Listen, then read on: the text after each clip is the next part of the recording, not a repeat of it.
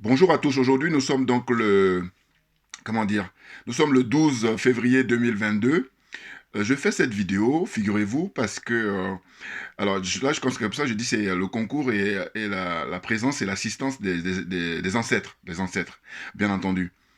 Parce que je me promenais dans Paris, hein, enfin, comme ça, c'était cette semaine, voilà, cette semaine. Aujourd'hui, on est dimanche, mais je crois que c'était le mercredi. Et je tombe sur cette page-là, sur cette couverture, hein, de, je sais pas, un magazine qui apparaît tous les mercredis, je crois. Alors merde. Voilà, donc excusez-moi. Donc en fait, pourquoi je trouve ça extraordinaire, c'est que quand j'ai vu le titre, ça m'a attiré et j'ai pris la photo. Voilà, j'ai pris la photo avec mon portable parce que je me suis dit quoi? Je me suis dit mais le titre il est intéressant puisqu'il dit quoi? Il dit les nouveaux pilleurs de l'Afrique.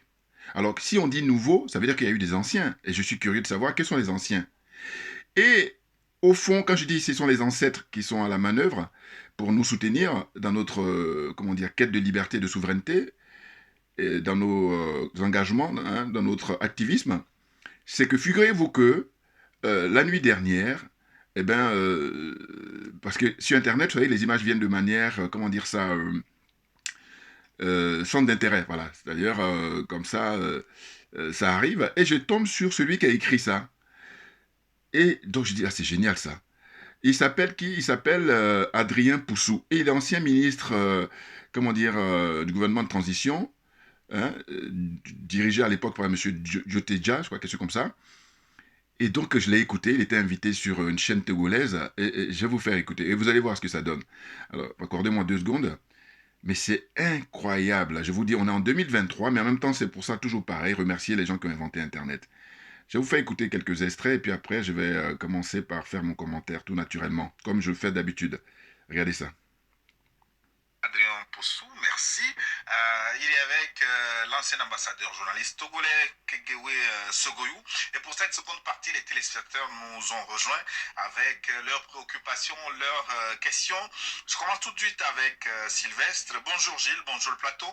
Poutine n'a pas besoin de l'Afrique pour construire la Russie.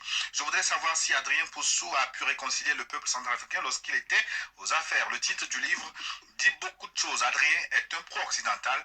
Il n'a pas les arguments pour soutenir le contenu de son livre. Ma dernière question est celle-ci. Est-ce que M. Adrien peut porter l'uniforme aujourd'hui pour défendre son pays? Moi, je ne demande que ça, hein, aller sur le terrain et défendre mon pays, mais encore, il faut créer le cadre. Et puis, il y a des gens qui ont eu la vocation de s'engager dans l'armée, dont le rôle, c'est justement de défendre l'intégrité du territoire centrafricain. Bon, j'ai aussi, en tout cas, une partie de cette question parle du contenu du bouquin et que je manquerais d'arguments pour soutenir mon bouquin, pas du tout. Il a dû remarquer qu'il n'a pas été essentiellement question du bouquin. D'ailleurs, Gilles va m'inviter dans une autre émission, on va parler exclusivement du livre et de son contenu. Là, nous avons en face des Africains qui pensent que le salut de l'Afrique passerait par le soutien, en tout cas la tutelle de la Russie. Et nous avons d'autres Africains qui estiment que nous n'allons pas continuer comme ça à substituer des tutelles. Il nous faut ici et maintenant dire non à toutes les dominations, d'où qu'elles viennent. Et puis nous mettre ensemble. Parce que je l'ai dit, moi, en écrivant ce bouquin, l'idée, c'est d'appeler les Africains à constituer ici et maintenant, comme je l'ai dit, un État fédéral panafricain. Il nous faut nous mettre ensemble, travailler ensemble pour avancer ensemble. Et ce ne sont pas les atouts qui nous manquent. Nous avons tout sur le continent. D'est en ouest, d'ouest à l'ouest, on a tout. Les autres viennent s'enrichir chez nous et nous sommes désespérément pauvres. Et Sylvestre a posé la question à l'envers. Vous avez dit que l'Afrique n'a pas besoin de Poutine, mais est-ce que Poutine a besoin de l'Afrique? Mais bien sûr, s'il ne serait pas sur le continent. Sinon, il ne viendrait pas. Il ne serait-ce que pour on va dire, embêter les Occidentaux, Poutine a besoin de l'Afrique. En fait, Poutine utilise l'Afrique de lui-même. Poutine a été Poutine invité. utilise l'Afrique comme une sorte de monnaie de change pour faire avancer ses intérêts. Mais est-ce Et que je ne Poutine... serais pas surpris. Est-ce que ce n'est pas l'Afrique qui supplie Poutine à intervenir? Ça s'est vu au Mali, ça s'est vu au Burkina, et même en RDC la dernière fois, on a vu des manifestants réclamer l'intervention de la Russie. Déjà, quand on parle de l'Afrique de façon générale, je crois on va très vite en besogne. Quelques pays africains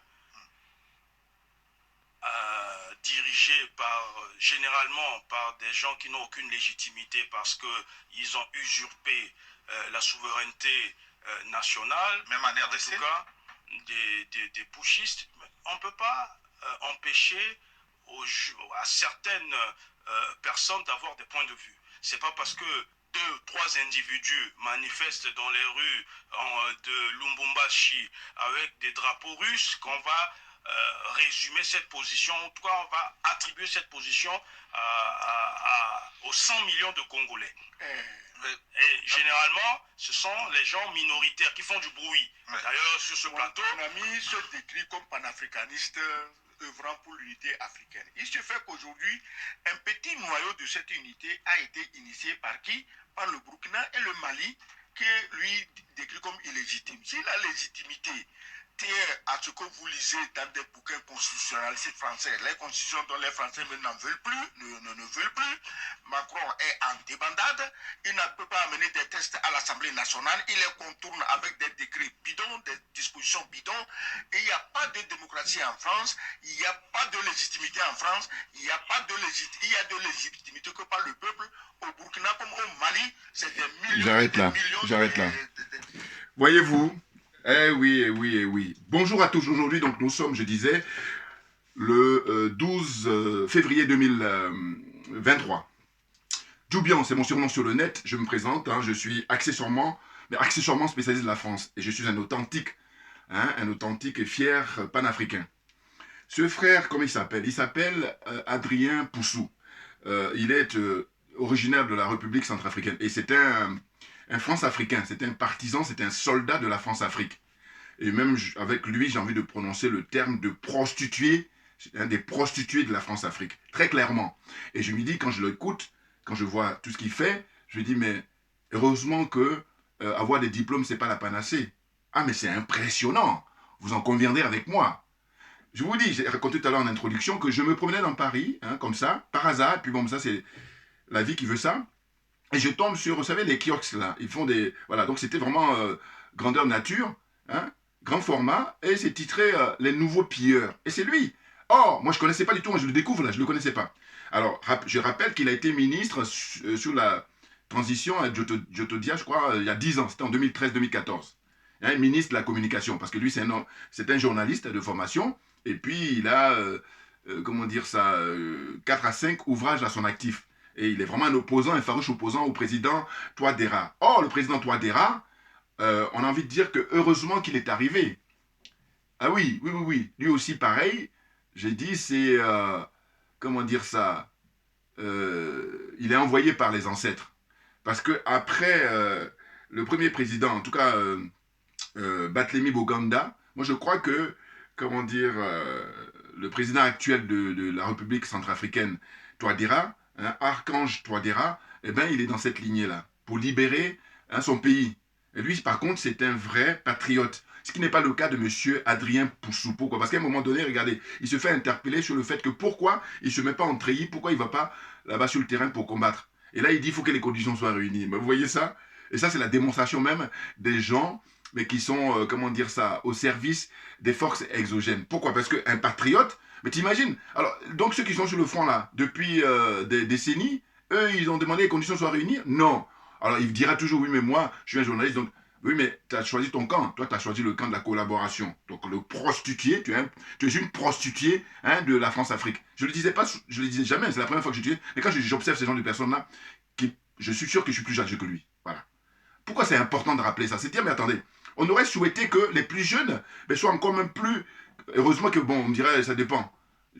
Heureusement qu'il n'y a pas que lui, il y a des gens qui ont son âge, même plus jeunes que lui, qui sont ou même plus âgé. Non, ce que je veux dire par là, c'est que c'est désolant. Voilà. Le contraire aurait été intéressant. C'est-à-dire que ce garçon soit dans la mouvance de libérer l'Afrique, de libérer la République centrafricaine. Or, ce n'est pas le cas. Lui, il milite pour le statu quo. C'est-à-dire qu'en gros, il dit qu'il préfère la France. Et il a dit, hein, il était en conférence de presse, figurez-vous, pour présenter son livre en novembre 2022 à Ouagadougou, hein, parce que j'ai fait des recherches. C'est là où c'est intéressant. Ah oui, encore, je renouvelle, merci à ceux qui ont inventé Internet. Parce que, écoutez, s'il n'y avait pas Internet, je fais comment? Ça aurait été plus compliqué, vous êtes d'accord avec moi. D'ailleurs, je n'aurais même pas pu faire la vidéo que je vais faire avec vous qui nous permet de pouvoir grandir l'esprit, c'est-à-dire de réfléchir. Et quand on réfléchit normalement, de manière générale, on ne fait pas n'importe quoi. Hein, quand on réfléchit bien. Et quand on réfléchit pour l'intérêt général surtout, ce qui est mon cas. Vous comprenez? Donc ce garçon, hein, ce monsieur, qu'est-ce qu'il nous fait? Mais il nous fait du réchauffé. C'est-à-dire qu'avant lui, rappelez-vous ma vidéo précédente, j'ai parlé aussi d'un journaliste ivoirien, hein, de Côte d'Ivoire, hein, Tiemoko Assalé, hein, qui lui est député maire. Hein, voilà, il se frotte à la politique alors que ce sont des France-Africains, des prostituées. Alors, par contre, je vais maintenant le dire souvent, parce que là, avec Adrien Poussou, là, lui, c'est lui qui m'a donné l'idée là. Les prostituées de la France-Afrique. Mais bien entendu. Non, parce qu'en retour, il a que dalle. Il a juste des promesses. Alors, on lui donne évidemment l'occasion de pouvoir écrire ses. Comment on appelle ça? Ses articles, par exemple. Il a dit dans l'interview qu'il a écrit dans Jeune Afrique. Mais Jeune Afrique, aujourd'hui, avec le recul, on sait qu'est-ce que c'est que Jeune Afrique. Jeune Afrique est dans le même dispositif que RFI, France 24 et TV5. Encore que Jeune Afrique est beaucoup plus vieux. C'est-à-dire que Jeune Afrique est dans le dispositif de la France-Afrique. Et comme je vous dis souvent, que la France-Afrique, vous avez plusieurs branches. Vous avez la branche politique, d'abord. Vous avez la branche militaire. Vous avez la branche business économie. Hein, et puis vous avez la branche culturelle. Hein, donc, branche média, hein, donc voilà, et qui sont beaucoup plus même puissants que les forces militaires. Pourquoi? Mais parce que l'intellect, mais ça fait depuis fort longtemps, depuis des décennies, qu'ils travaillent à l'esprit des Africains, au point que les Africains sont paumés. Pas tous les Africains, fort heureusement, mais beaucoup d'Africains. Ils sont perdus, ils ne savent plus où ils en sont. Donc nous, le travail que nous faisons, c'est pouvoir les récupérer, c'est pouvoir les désaliéner, c'est pouvoir les décomplexer et pouvoir les éloigner complètement de la corruption. Corruption morale d'abord, et ensuite la corruption matérielle. Vous comprenez? Ah non, mais lui, il me donne la pêche. Hein. Pourquoi? Parce que moi, je dis, moi, je suis en quête de vérité. Oh, lui, il est en quête de mensonge, de déni.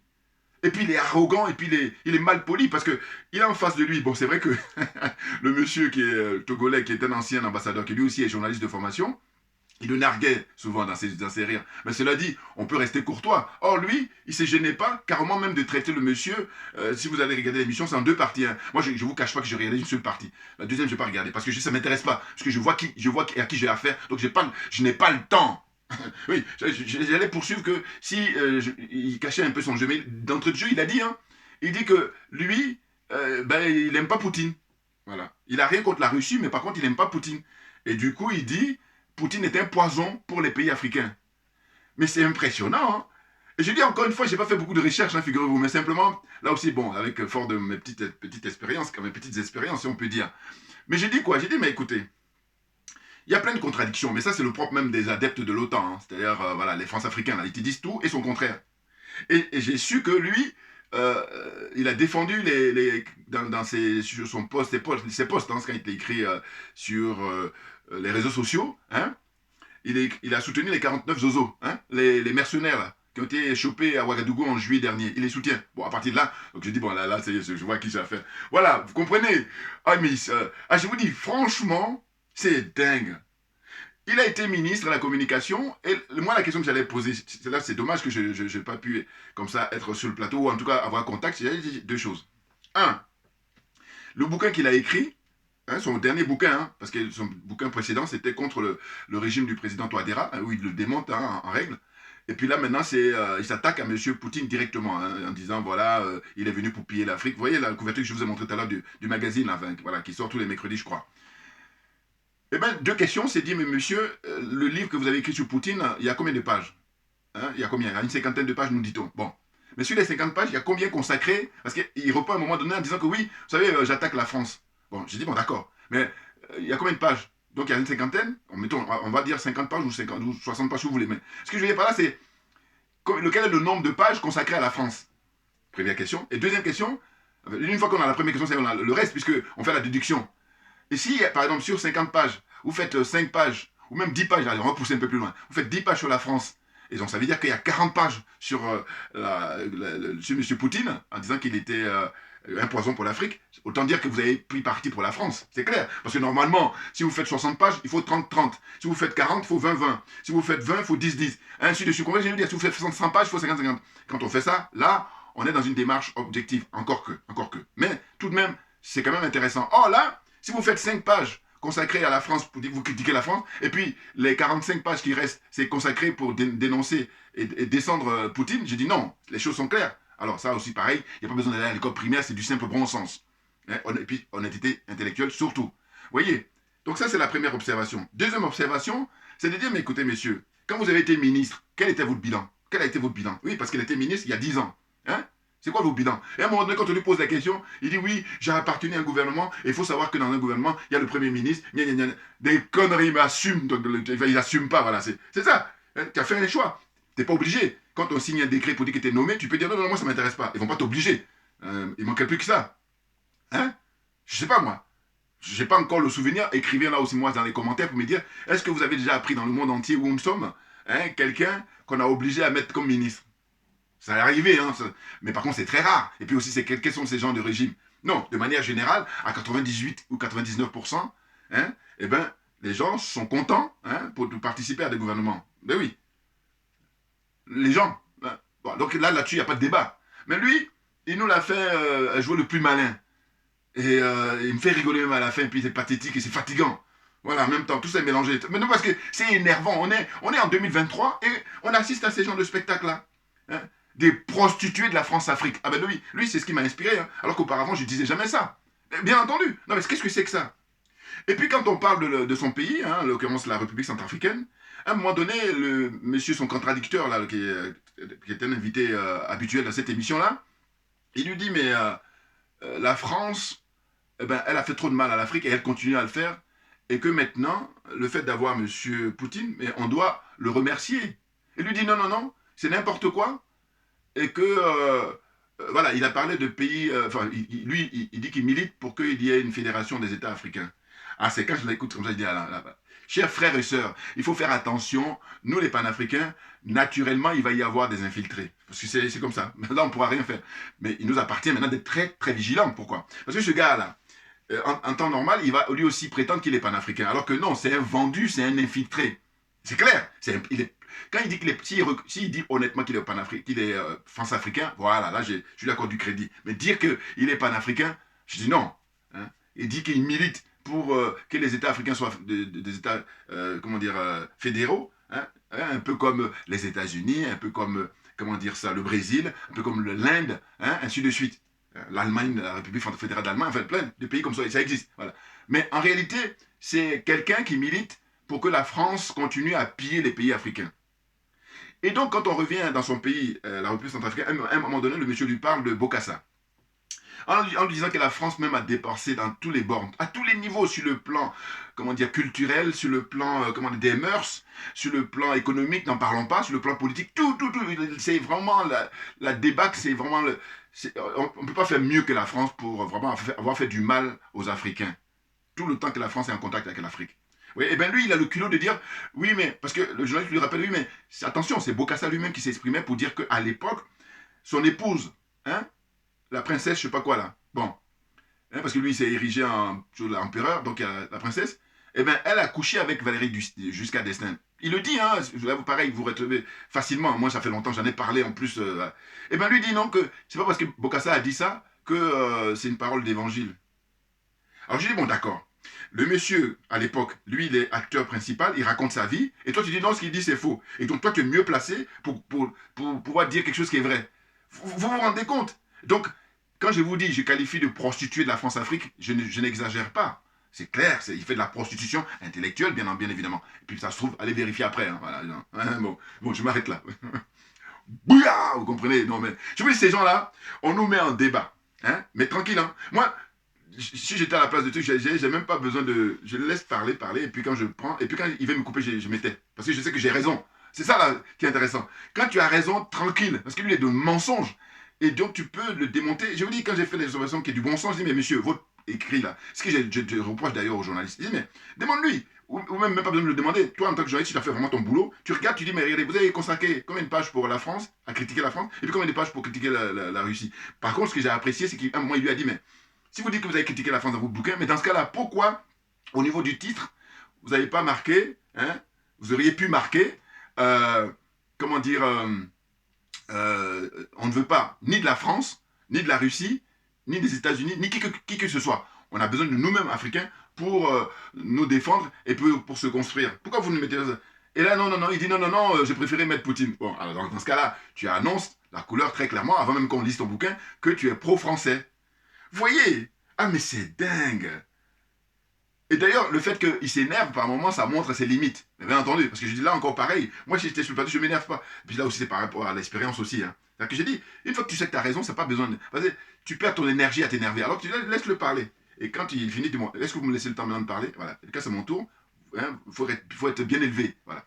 Donc je vais parler. Puis tu donnes tes arguments. Et dire, mais monsieur, il faut arrêter.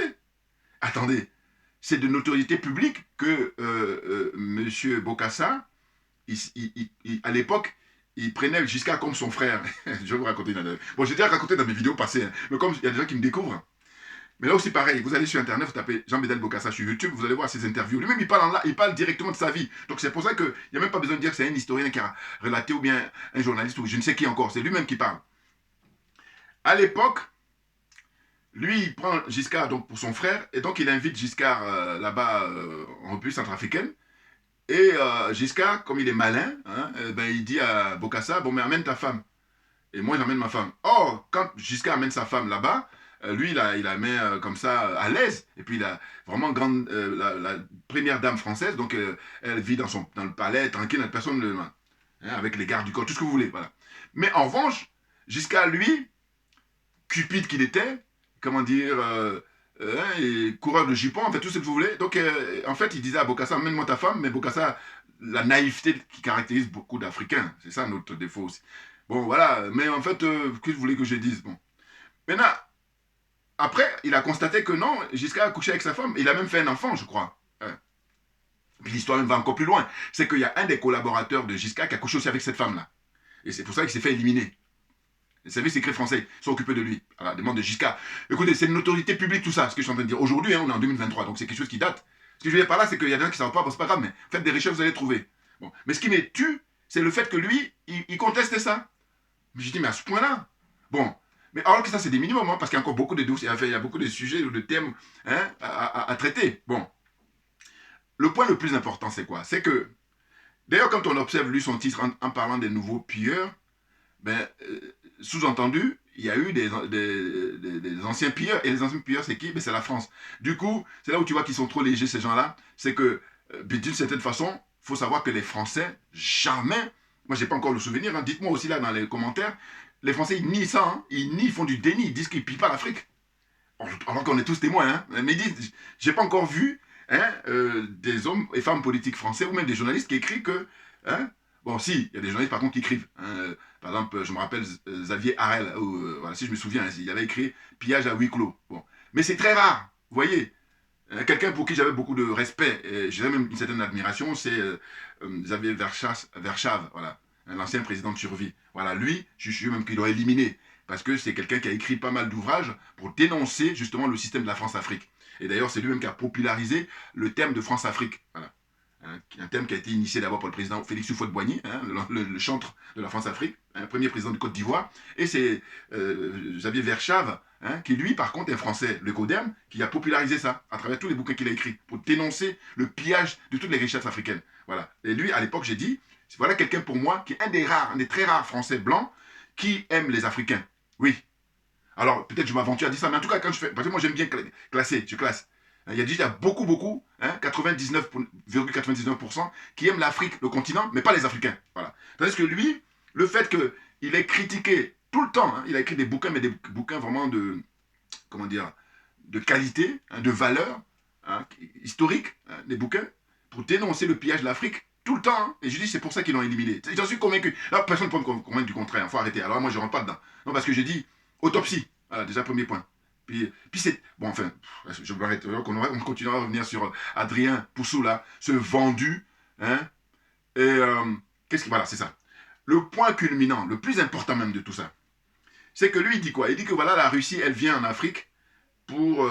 c'est le nouveau pilleur, donc ils pillent et puis ils font des exactions sur la population.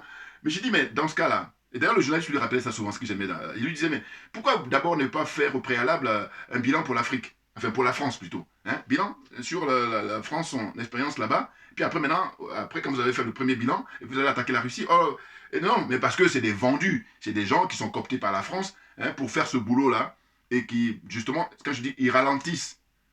Ils ralentissent, ce sont eux qui ont un frein au mouvement que nous sommes en train de mener. Nous, les panafricains, nous, les authentiques. Hein. Bon, et là aussi pareil, lui, quand je dis souvent les intellectuels ou les diplômés, surtout les diplômés africains, qui prétendent être des intellectuels alors qu'ils ne le sont pas du tout, parce que qu'est-ce que c'est qu'un intellectuel? Ce n'est quelqu'un qui va élever le débat et qui va élever surtout l'esprit des gens. Hein. Bon, les grandir, oh là non, on est dans l'abîme, là, on s'enfonce là. La corruption aidant, l'aliénation aidante, qu'est-ce qu'il y a encore? Le complexe aidant, voilà, tout ça.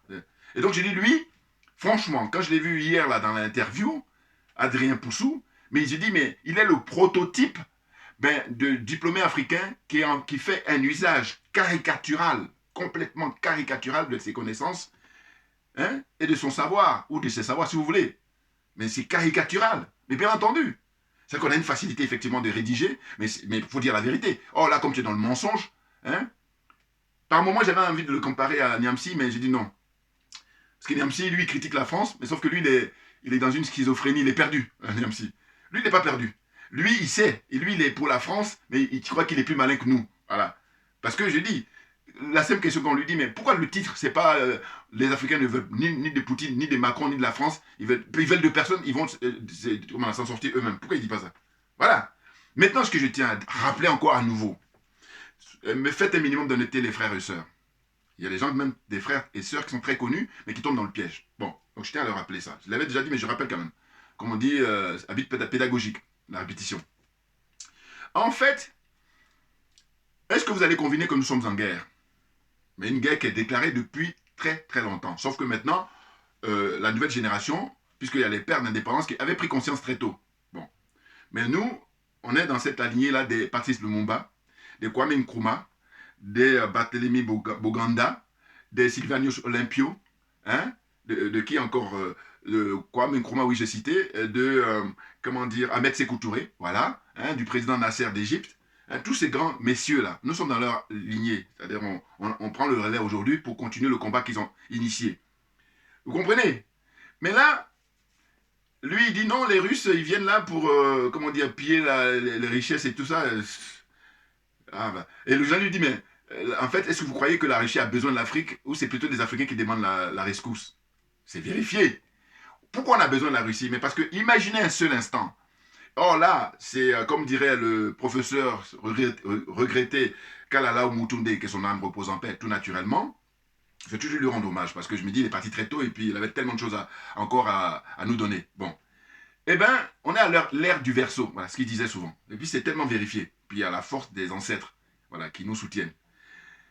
Eh bien, s'il n'y avait pas Poutine, mais pensez-vous que le Mali allait pouvoir s'émanciper? Ou être en train de s'émanciper? Pensez-vous que le président, le jeune capitaine Ibrahim Traoré au Burkina Faso, aurait pu avoir les idées comme ça claires? Pensez-vous que même le président Touadéra, voilà, on va s'arrêter à Touadéra. Mais l'expérience du président Touadéra, c'est très intéressant. Et lui-même, c'est là où, une fois qu'on fouille bien, mais tout simplement sans faire beaucoup d'efforts, mais on dit, bon, messieurs, allez faire autre chose. Voilà. Moi, c'est que je dis souvent ça. Je dis ces gens-là, je les encourage à aller changer de métier. Faites autre chose. Parce que là, celui que vous faites là, vous êtes dans la pure escroquerie et on vous a pris la main dans le sac. Donc, on fait comment? C'est simple.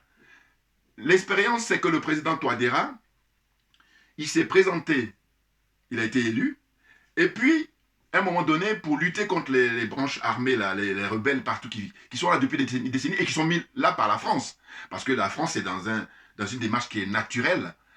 Il n'y a rien de nouveau au soleil, c'est diviser pour régner. Voilà. Donc, une fois qu'on a compris ça, on avance. On gagne du temps. Bon. Donc, le président Touadéra s'est présenté aux Français à un moment donné pour leur demander de l'aide. En disant, voilà, moi, je suis élu par mon peuple, et donc je vais lutter efficacement contre les rebelles là, qui existent depuis fort longtemps. Donc, donnez-moi les moyens. Et la réponse de la France, hein, des dirigeants français, c'était de lui dire, mais écoutez, euh, nous, on n'a pas la possibilité de vous donner les armes, mais par contre, allez-y, si ça vous chante, si ça vous plaît, allez-y voir la Russie. Voilà.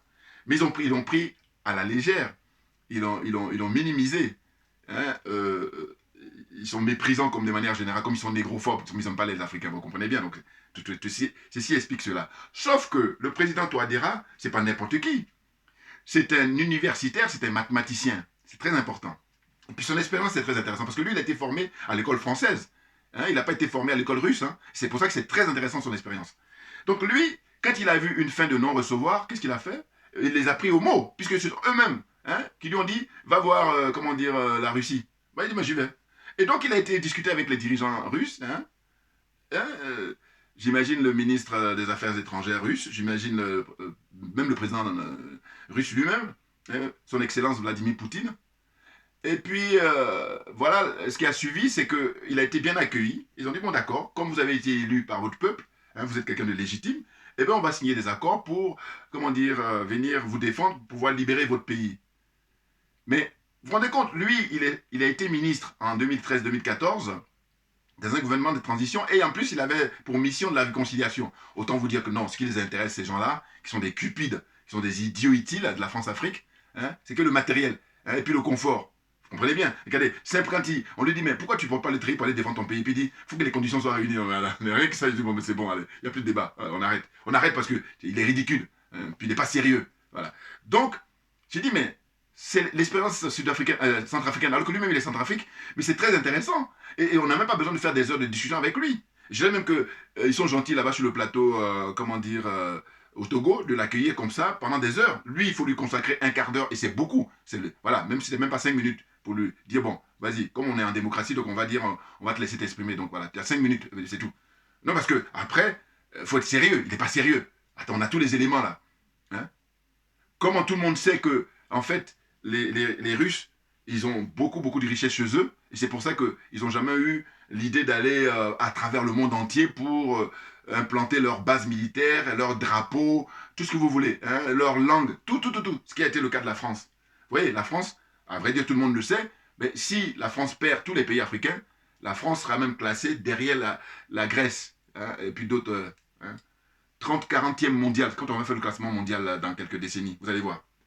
Et c'est ce qu'ils redoutent. Donc ils mettent tous les moyens pour faire ce que j'appelle la politique de la terre brûlée. Mais nous, on en est conscient et on ne lâchera pas faire. Ah oui, ah oui, oui, oui. Et puis ces gens-là, je dis voilà des gens qui portent le maillot Afrique et qui jouent contre leur camp. Mais malheureusement, il n'est pas le seul. Hein, il a des gens quand même plus de pouvoir que lui et plus connus, qui sont les Alassane Ouattara, qui sont les Patrice Talon, qui sont les, comment il s'appelle, l'autre qui tremble au Sénégal, c'est-à-dire Macky Sall. Macky Sall, il flippe. Hein. Ah, je peux vous dire que j'ai oublié de rappeler ça quand il est venu en Côte d'Ivoire pour la remise du prix de Mme Angela Merkel, le prix Félix Houphouët-Boigny. Là. Ben, je vous dis, j'adore, moi, quand je regarde et puis j'analyse en même temps. Vous regardez Macky Sall, maintenant que je l'ai dit, allez-y regarder à nouveau, vous allez voir.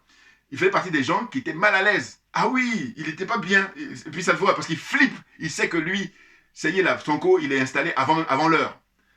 Hein, puisque il devait être installé depuis 2019. Mais là, il a grugé avec, comment ça s'appelle, Idrissa Seck, hein, l'autre voyou de la démocratie là-bas, hein, la politique sénégalaise. Voilà. Bon, enfin, je ferme la parenthèse. Mais c'est pour vous dire. Parce que dans la cérémonie, là, à Yamoussoukro, pour la remise du prix Félix Houphouët-Boigny, M. Ouattara a ses invités, hein, ses fidèles. C'est-à-dire, il y a donc Macky Sall, voilà, et il y a Georges Weah. Hein. J'ai dit, je ferai une vidéo sur Weah, parce que je vais traiter son cas, lui.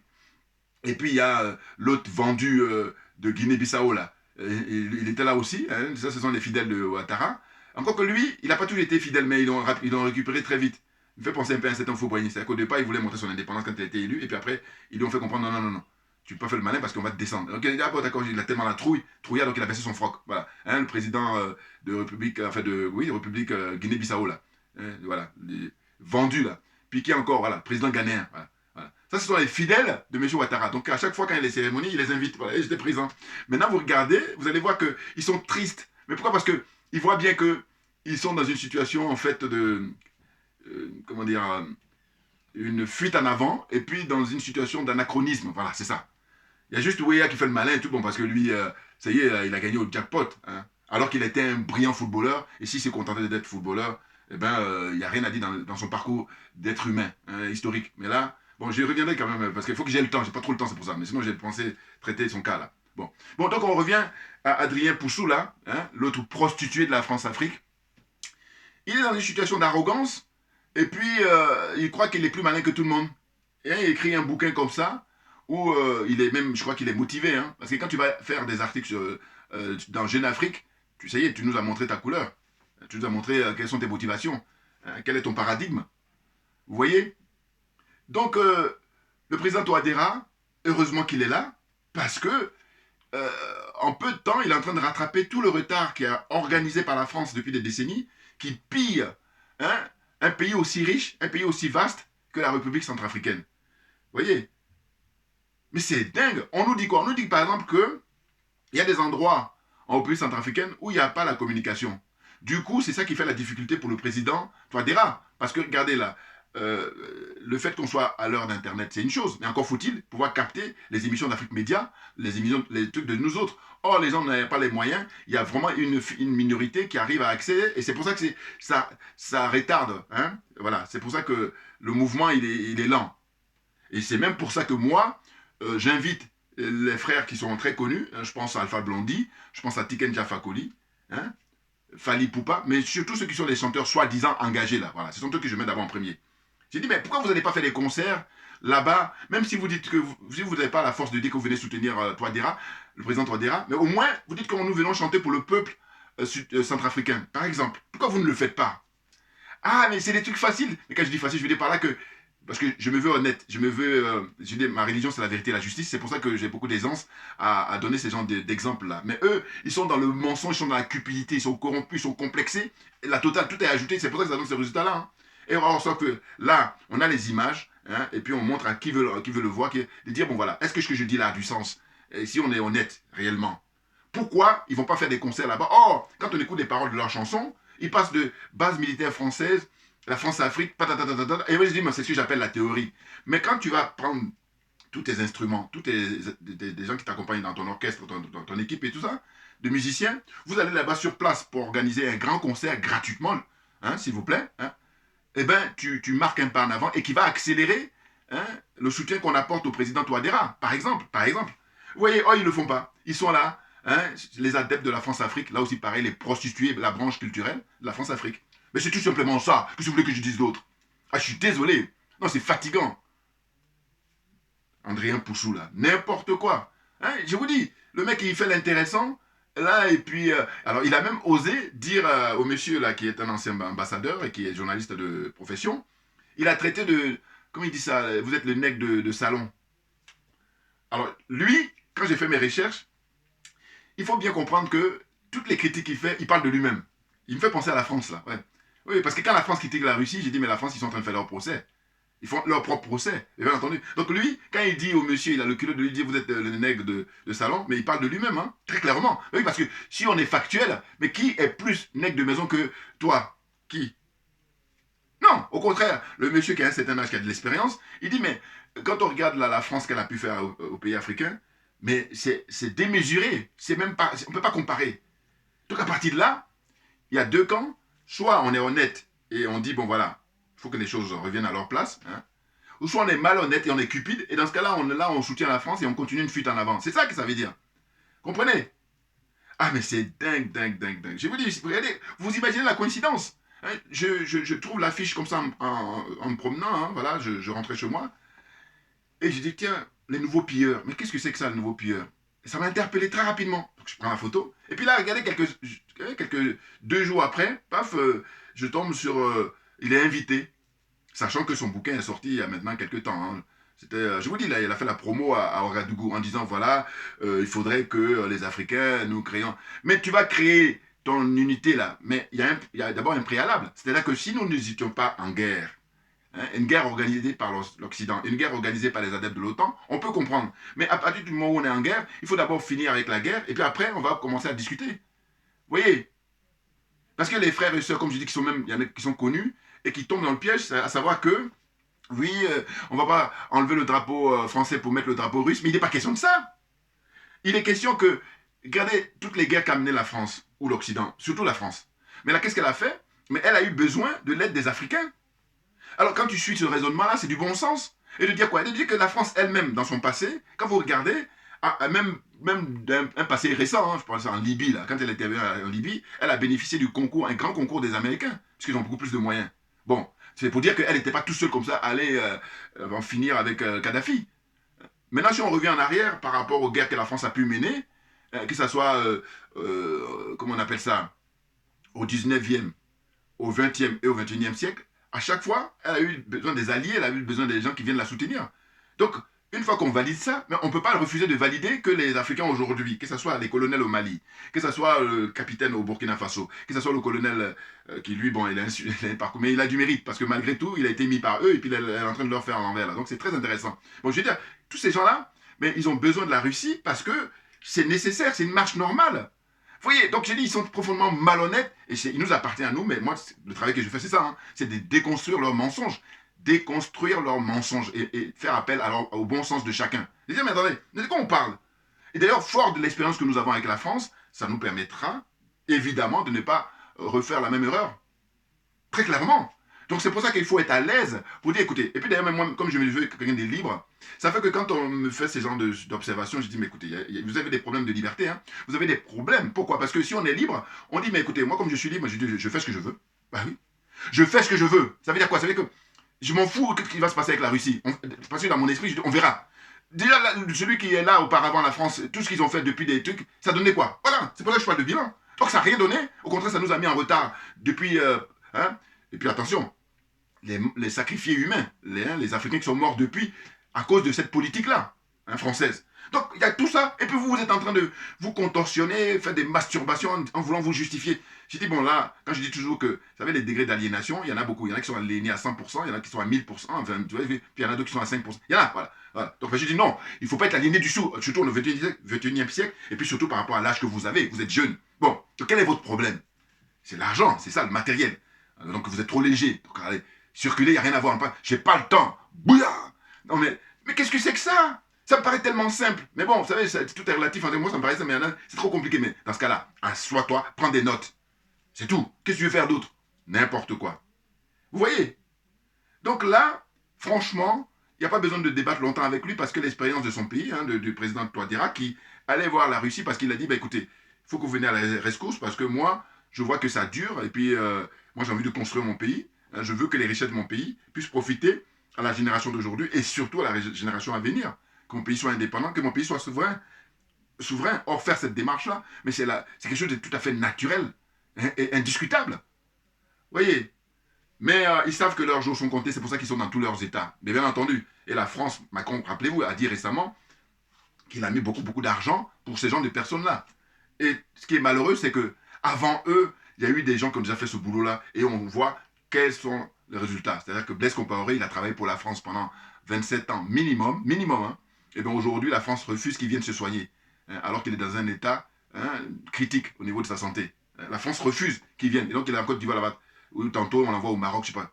N'importe quoi. Et où avant lui, il y a eu des expériences des gens comme Mobutu, même bon, peut-être Houphouët-Boigny, il faut voir. Voilà. C'est peut-être un des rares, mais il faut voir. Mais lui, à la fin de ses jours, il était malheureux parce qu'il s'est rendu compte, oh, c'était trop tard, c'est fini. Parce que la force que tu as quand tu as 40 ans, la force que tu as quand tu as 20 ans, la force que tu as quand tu as 50 ans, c'est pas la même chose que quand tu as 75, 80, 90 ans. Vous êtes d'accord avec moi? Ça, c'est du bon sens, là aussi encore. Voilà.